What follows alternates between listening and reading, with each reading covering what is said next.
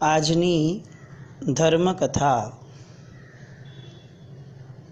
આજે એક એવા મુનિવરના દ્રષ્ટાંતને પોંખીએ કે જે મુનિવરના જીવનની ચડતી પડતી અને મુનિવરના જીવનના એવા રહસ્યો, એવા ભાગો કે જે આપણા જીવનના, આપણા માનસિક વૃત્તિ સાથેના એના સંબંધો બહુ જ જબરદસ્ત છે.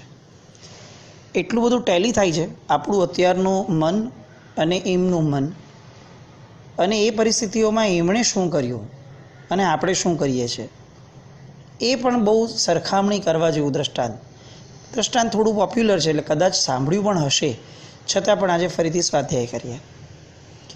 દ્રષ્ટાંત છે અરણિક મુનિવરનું.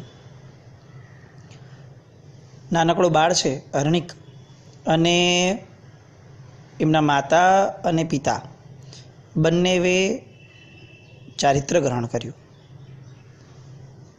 મહાત્માની વાચના સાંભળે છે, સંસાર પરથી વૈરાગ્ય થાય છે. એકનો એક દીકરો અરણિક છે અને બધા જ 2 જણા દીક્ષા લે છે, એટલે બાળ અરણિકને પણ દીક્ષા આપી. દીક્ષા સમયે અરણિકના મનની અંદર એની ઉંમરના કારણે હજી સુધી એ દીક્ષાનો અર્થાવબોધ કે દીક્ષાનો માર્મિકતા, એનું રહસ્ય, આ બધી દિશાઓ હજી પ્રગટી નથી. પણ માતા અને પિતાએ લીધી એટલે દીકરાએ પણ દીક્ષા લઈ લીધી. હવે અરણિક મુનિ બન્યો, પણ પિતાને કે જેણે આખા સંસારનો મોહને ત્યાગ્યો છે, એનાથી હવે આ સહજ ભાવે બાળ અરણિકની સેવા કરવાનો ભાવ છૂટતો નથી. બહુ સહજ પણ લાગે કે બાળક નાનો છે તો એમના પિતા જો એમની સાથે હોય ચારિત્ર જીવનમાં તો એ એમની સેવા કરે જ, એમની સાથે એમને સાચવી જ લે. સેવા કરવા કરતાં બેટર વર્ડ છે કે સાચવી લે. એટલે એ સતત એમનો સંથારો પાથરી આપે, એમની ગોચરી લઈ આપે, એમના નાના નાના કામો કે જે આ ઉંમરમાં એ કરશે, કેવી રીતે કરશે, આવા ભાવથી પિતા મહારાજ એ હવે અરણિકને કોઈ જ કામની અંદર ઇન્વોલ્વ કરવા નથી દેતા, પોતે જ બધા કામો કરતા જાય છે. બાળ સહજ લાગણીઓ છે. આજે આપણી પણ સ્થિતિ અત્યારે આવી જ છે કે આપણે બાળકોને જનરલી એમ જ કહીને હવે મોટા કરીએ છીએ કે નાનો છે, અત્યારે એની આગળ શું આવું કામ કરાવવાનું, આપણે કરી આપીએ, આપણે આટલું કમાયા છે શેની માટે, માણસો લઈ આવી આપશે, આ કરી આપશે, રિક્ષામાં વયો જશે, આટલું ચાલીને શું કામ જાય. આપણે ખાલી એક જનરેશન બેક જઈએ અને આપણા મા બાપોએ જે આપણું ઘડતર કર્યું છે એ ઘડતરને યાદ કરીએ તો એ ઘડતર આખું અલગ કક્ષાનું હતું. ગમે તેટલા પૈસાવાળા હતા, પણ એ લોકો પૈસાની એટલી બધી કિંમત સમજેલા કે આપણને કિંમત સમજાવતા પણ હતા. નાના નાના ડિસ્ટન્સની અંદર આપણે રિક્ષા નહોતા કરી શકતા. આપણને અત્યારે આ લોકોને જેવું મળે છે એવી પોકેટ મની ને એવી છૂટછાટો આપણે મેળવી નહોતા શક્યા. કમ્પેરિઝન નથી, કારણ કે સમય પણ બદલાણો છે, પણ છતાં પણ જે ઘડતરનો ભાવ હતો એ ભાવને અત્યારે ધ્યાનમાં રાખીએ તો ચોક્કસ એવું લાગે છે કે ક્યાંક ને ક્યાંક આપણે ઘડતરમાં જરા વધારે પડતા ઉદાર થઈ રહ્યા છે, જેના કારણે બાળકોની અંદર મુશ્કેલીઓની અંદર, મુશ્કેલ પરિસ્થિતિની અંદર પણ પ્રસન્નતાથી જીવવું, એને સહજ ભાવે સ્વીકારવી, એ લાઈફનો એક પાર્ટ છે, આવી વિચારણા ઊભી કરવી, આ ભાવ હવે ધીરે ધીરે આ બાળકોમાં ઘટતો જાય છે. એ તરત રડવા લાગશે, એ તરત પ્રતિકાર કરશે, એ જીદ કરશે, અને છેવટે કંઈ નહીં થાય આ બધું કર્યા પછી તો ડિપ્રેશનમાં થઈ જશે, અને યા તો પછી વ્યક્તિ દ્વેષ કરશે. આજે જે મા બાપોને વૃદ્ધાશ્રમમાં રાખવાના વધારે પડતા કિસ્સાઓ આવે છે, એના મૂળમાં પણ કદાચ બાળપણનું આવું ઘડતર વગરનું જે ઘડતર છે એ કદાચ કારણભૂત ગણી શકાય. એમના પિતા મહારાજ બહુ સરસ રીતે સાચવે છે, સંસાર છૂટ્યો પણ બાળકનો મોહ ન છૂટ્યો. પણ હવે કાળ તો કોઈની રાહ જોતો નથી, અને અચાનક જ એમના પિતા મહારાજનું સ્વર્ગવાસ થયો, કાળધર્મ થયો. હવે અરણિક મુનિના માથે તો આભ તૂટી પડ્યું, કારણ કે સાધુ જીવનની એક પણ એવી ક્રિયા હતી નહીં કે જે એમણે બહુ ધ્યાનપૂર્વક કરી બી હોય, કારણ કે એ બધું પિતા મહારાજ કરતા હતા, એટલે માથે કોઈ જવાબદારી આવી જ ન હતી. હવે આ ગોચરી ઓરવા જવું, બીજા બધા સાધુ જીવનના કાર્યો કરવા જાતે, આ બધી વસ્તુઓ અરણિક મુનિને બહુ ભારે પડવા લાગી. અને સાધુ જીવન ખૂબ કઠિન છે, ખૂબ કઠિન છે, આવું એમના મનમાં ગુમરાયા કર્યું. વિકલ્પ કોઈ બીજો છોડવાનો વિચાર જ નથી, પણ આ ડિફિકલ્ટ છે, આવું દર થોડા સમયે પ્રવૃત્તિ કરતાં કરતાં એમને રિયલાઇઝ થવા લાગ્યું કે આ મારું કામ નથી. એકવાર ઉનાળાના ધોમધકતા દિવસોની અંદર ખુલ્લા તાપમાં ખુલ્લા પગે અરણિક મુનિ જઈ રહ્યા છે. ધરતી આગ ઓકે છે, અને એટલે બહાર જવાની જેમને આદત નથી એવા કોમળ શરીરવાળા અરણિક મુનિને દર થોડા સમયે વિસામો લેવો પડે છે, ઝાડની છાયામાં ઊભા રહેવું પડે છે, કારણ કે આ તાપની આદત નથી. એક વૃક્ષની નીચે ઊભા છે અને બાજુમાં એક હવેલી હતી. આ હવેલીના ઝરૂખાની અંદર એક સ્ત્રી એ આ મહાત્માને જુએ છે. બંને બાજુએ એક જ પરિસ્થિતિ હોવા છતાં વિચારણાઓ અલગ અલગ છે. મુનિ ભગવંત એ હવેલીને જુએ છે, હવેલીમાં પેલા માણસોને જુએ છે, અને એમ વિચારે છે કે ક્યાં મારું આવું કષ્ટમય જીવન, અને ક્યાં આ લોકો બધા સુખેથી જીવે છે, કોઈ તડકો નથી લાગતો, કોઈ તાપ નથી, કોઈ કષ્ટ નથી કરવું પડતું, બધા કેવા પ્રેમથી બધા ઊભા છે. અને આ મુનિ ભગવંતના મનની અંદર સહજપણે પોતાના ચારિત્ર જીવનના કષ્ટની વાત બહુ જ હાઇલાઇટ થવા લાગી. કર્મનો ઉદય છે એટલે એ દિશા આપશે જ. તરત જ આ બાજુ ઝરૂખામાં ઊભેલી સ્ત્રીને હવે મુનિરાજનો વિચાર આવવા લાગ્યો કે આવી ગરમી, આગ ઓગતી ગરમી, અને એમાં આવા કોમળ મુનિવર, આવું સુંદર રૂપ, આવા સુંદર એમના અંગો, અને આવી સોહામણી કાયાવાળા વ્યક્તિ એ આવું કષ્ટ સહન કરશે? અને હવે એના ચિત્તની અંદર મોહનો વિકાર જાગ્યો. યુવાનીનો રંગ તો હતો જ, એમાં જો આવા તેજસ્વી અને સોહામણી કાયાવાળા વ્યક્તિનો સંગ મળી જાય તો આ યુવાની ધન્ય થઈ જાય. આવું એમના મનમાં એ સમયે પ્રગટ્યું. અને માનુનીએ એટલે કે જે સ્ત્રી હતી એણે દાસીને બોલાવી અને એને કીધું કે મુનિ ભગવંતને બોલાવો. અરણિક મુનિવરના ચરિત્રની અંદર એક મહાત્માએ બહુ સરસ આ વાક્ય લખ્યું કે માનુનીએ મુનિને બોલાવ્યા અને તાંડવ સર્જાયું. આ સ્ત્રીએ ગુરુ ભગવંતને જે બોલાવ્યા, દાસીને મોકલાવીને અને વિનંતી કરી કે મારે ત્યાં ગોચરી ઓરવા માટે પધારો. અને હવે મુનિ ભગવંત વિચારે છે કે આવા ધોમધકતા તડકામાં ક્યાં ભટકીશ, એના કરતાં આ બાજુમાં જ છે, તો ચાલો હું ત્યાંથી જ ગોચરી લઈ આવું. અને મુનિરાજ હવેલીમાં પગ મૂકે છે, અને પગ મૂકતા જ એ સ્ત્રી એમને વિનંતી કરે છે કે સાહેબ મોદક ગ્રહણ કરો. મુનિ તો આમ પણ થાક્યા હતા, તાપ શરીરને દજાડતો હતો, અને સંયમનો આ ભાર હવે એમને ખરેખર ભાર લાગવા લાગ્યો હતો. હું આવું બધું ખેંચી નહીં શકું, આવું સતત એમના મનમાં થતું હતું. અને ઘીથી લથબથતા એવા મોદકનું ભોજન આ માનુનીએ એમને કરાવડાવ્યું. એક તો મનનો નબળાઈનો ભાવ, અને ઉપરથી સામે વિગયોનું ભોજન, ઘીથી લથપથતો લાડવો, અને આ મોદકની સાથે માદક એવા કેટલાક વચનો પેલી યુવતીના. પતન માટે આનાથી વધારે શું જોઈએ જીવને? અને એમનું પતન થયું. મુનિ અરણિક મુનિવર મોહના બંધનમાં ફસાયા અને ચારિત્રના બંધનમાંથી છૂટા થયા. એમના આવાસમાં જે વહોરવા માટે પધાર્યા વેશ પરિવર્તન કરી અને ત્યાં રહેવાનું ચાલુ કરી દીધું. બહુ આશ્ચર્ય થાય આપણને ઘણી બધી વાર કે આ એ જ મુનિવર છે કે જેમણે જે ભવિષ્યની અંદર એક જબરદસ્ત પરાક્રમ કરવાના છે, પણ આ પરાક્રમ પૂર્વેની પૂર્વઘટના એમની કેવી ગજબ છે. મુનિપણું છોડવા સુધીના ભાવ એમને આવી ગયા. કેટલું આશ્ચર્ય થાય આપણને. મહાવ્રત ત્યાગ્યા, સંસારી બની ગયા. હવે તો ચારે બાજુ ભોગ અને વિલાસની છોડો ઉછળતી હતી, કારણ કે આવી સુંદર પત્ની એમને મળી ગઈ કે જે સદાય એમને અનુકૂળ રહેવા માટે તત્પર હતી. પછી આટલું દ્રવ્ય, ધન બધું શું કામમાં આવવાનું જ છે.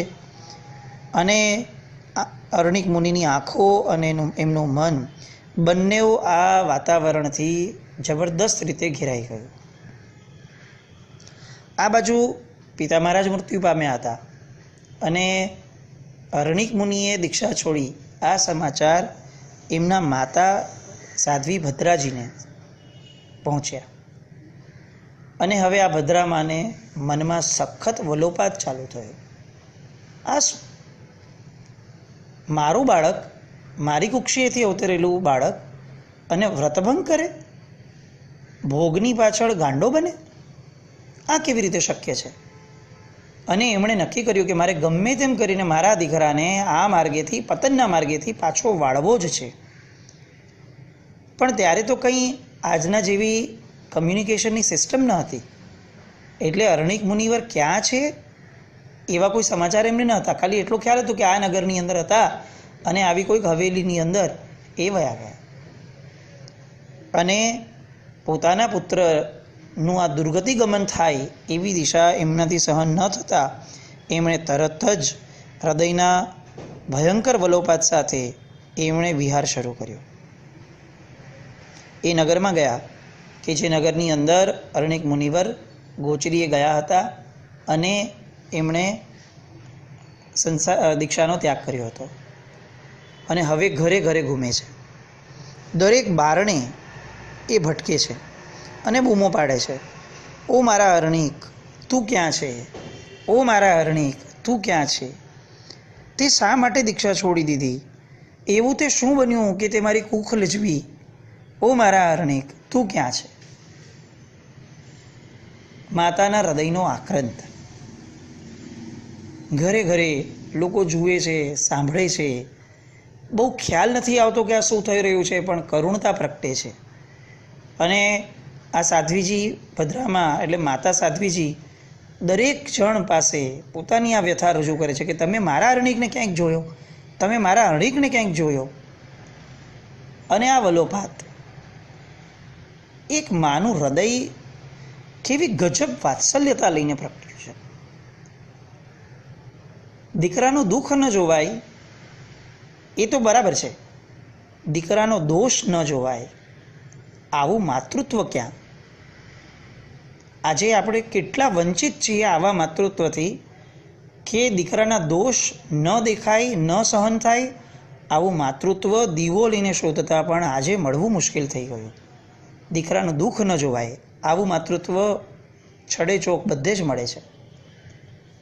પરમાત્માનું શાસન પામેલું માતૃત્વ એ આ છે કે જેની અંદર દોષનો અણગમો છે. દુઃખ તો આવશે, કારણ કે એ પૂર્વકર્મથી એ નિર્મિત છે. અને હવે આ વૃદ્ધ સાધ્વીજીને લોકો પાગલ ગણવા લાગ્યા. ટોળું એની પાછળ દોડવા લાગ્યું. બાળકો એમને હેરાન કરવા લાગ્યા, જો તમારો અરણિક અહીંયા છે, જો તમારો અરણિક અહીંયા છે. અને એમ કરી અને આ વૃદ્ધ સાધ્વીજી ઠેર ઠેર બૂમો પાડે છે અને લોકો મજા લે છે. કોઈ કાંકરા મારે છે, કોઈક મસ્તીઓ કરે છે, કોઈક એમને દોડાવે છે, કોઈક ભગાડે છે કે ભાગો અહીંયાથી. અને આ એટલી દયનીય સ્થિતિ છે અને છતાં પણ માતાના મનનો આ ભાવ એ જરા પણ વિચલિત થતો નથી કે મારા દીકરો એ દુર્ગતિગામી થાય એ કઈ રીતે ચાલે. પોતાના દીકરાના ભવિષ્યને બચાવવા માટે આ મા પોતાનું વર્તમાન કેવી ગજબ રીતે દાવ પર લગાવે છે. કોઈ ભાન જ નથી. લોકો મસ્તી કરે છે, મજાક કરે છે, સાધ્વી વેશમાં છે. લોકોની અંદર આટલી કરુણાંતિકા સર્જાય એવી સ્થિતિ છે ને છતાં પણ એક જ લય મનમાં કે મારા દીકરાને મારે બચાવવો છે, પતનના માર્ગેથી ને પાછો વાળવો છે. કેવું ઋણાનુબંધ લઈને આ મા જન્મ્યા હશે અરણિક સાથેનો. અને એમની આ વિમાસણોનો, આ વલોપાતનો એક દિવસ અંત આવ્યો ઝરૂખાની અંદર ઊભેલા અરણિક માતાની આ દુર્દશાને જુએ છે.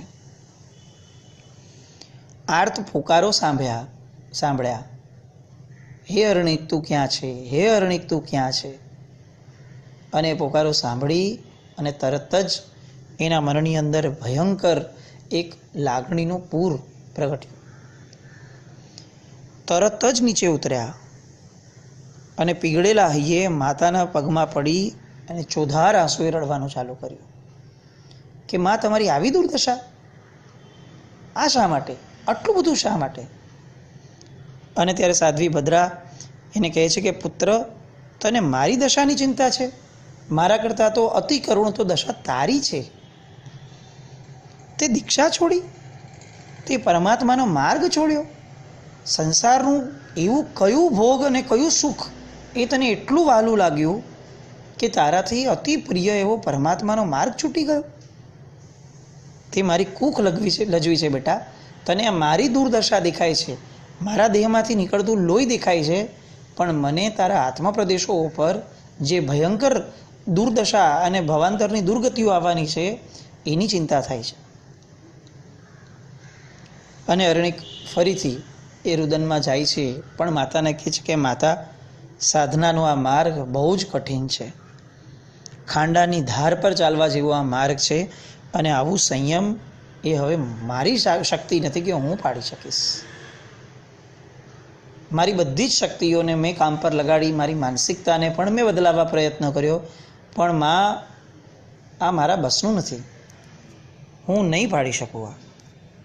અને ત્યારે સાધ્વી ભદ્રા એને સમજાવે છે કે તને એક ભવની ચિંતા છે, પણ આ એક ભવ સહન કરી અને તારે ભવો ભવ બદલાવવાના છે. તારી ભ્રમણામાંથી છૂટવાનો આ માર્ગ છે, ભ્રમણમાંથી છૂટવાનો આ માર્ગ છે, અને ભ્રમણામાંથી છૂટવા માટે તારે પુરુષાર્થ કરવો જ પડશે. કારણ કે જો તારે ભવસાગર તરવો છે તો સંયમ સિવાય બીજો કોઈ માર્ગ નથી. અને લીધેલું સંયમ વમે છે બટા બે દીકરા, આ તો કેટલું ભયંકર કુળ માટેનું પણ આપણી માટે આ બહુ મોટું કલંક છે. તું ગમે તેમ કર, પણ તેજસ્વીતા સાથે આ સાધુપણું પાડીને બતાવ, તો મારા હૈયાને ટાઢક પડશે. અને અરણિક બહુ વિચાર કરે છે અને અંતે માતાને કહે છે કે માતા, આપની વાત તદ્દન સાચી છે, પણ મારી એક શરત છે. હું દીક્ષા લેવા તૈયાર છું ફરીથી, પણ હું દીક્ષા લીધા પછીથી આ કષ્ટો સહન કરી શકીશ નહીં. મારી આ કાયા આ કષ્ટો સહન કરવા માટે કોઈ કાળે તૈયાર નથી. હું દીક્ષા લઈશ અને હું અણશન સ્વીકારીશ, હું પ્રાણ ત્યાગ કરી લઈશ ચારિત્રમાં જ, પણ કષ્ટ સહન થશે એવું મને લાગતું નથી. માતાની માટે આ બીજો વજ્રાઘાત. એને દીક્ષા ત્યાગ વધુ અનિષ્ટકારક લાગતો હતો, ત્યાં બાળકે તો એને, અરણિકે તો એને પ્રાણ ત્યાગનો ઓપ્શન આપ્યો. એક બાજુ વ્રતનો ભંગ છે અને બીજી બાજુ પ્રાણનો ભંગ છે. માતાએ શું સિલેક્ટ કરવું જોઈએ? આપણે હોઈએ તો શું કરીએ આપણે વિચારીએ, પણ આ અરણિક મુનિવરની માતાએ સિલેક્ટ કર્યું અને દીકરાને કીધું કે જો સંસાર ભોગવી અને ભવો ભવ તારો આત્મા નીચ ગતિમાં જાય, એના બદલે મને માન્ય છે કે તું દીક્ષા લઈ લે, અણસણ કર અને પ્રાણ ત્યાગ કર. મને એ વધુ ઉચિત લાગે છે, કારણ કે મારી નજર સામે તારો આ એક ભવ નથી, મારી નજર સામે તારી અસંખ્ય ભવોની પરંપરા છે, જે આ તારા દોષના કારણે બગડવાની છે. કયું માતૃત્વ! જેને શાસનના રંગે રંગાયેલું આ માતૃત્વ કેવું હોય! આપણે ઘણીવાર કહીએ છીએ કે માં છીએ તો સંકલેશો તો થાય, દીકરાની ચિંતા તો થાય ને. માતૃત્વ કેવું હોવું જોઈએ એનું આલંબન આ સાધ્વી ભદ્રા એ આપણને સૌને આપે છે. ગમે તેમ કરી અરણિક પાસે દીક્ષા લેવડાવી અને પોતાના વચન પ્રમાણે અરણિકે અણસણ સ્વીકાર્યું અને અણસણ સ્વીકારી અને પ્રાણ ત્યાગ કર્યો. બહુ જ નજીકના ભવિષ્યની અંદર એમનો આત્મા કેવળ જ્ઞાન પામી અને મોક્ષે ગયો.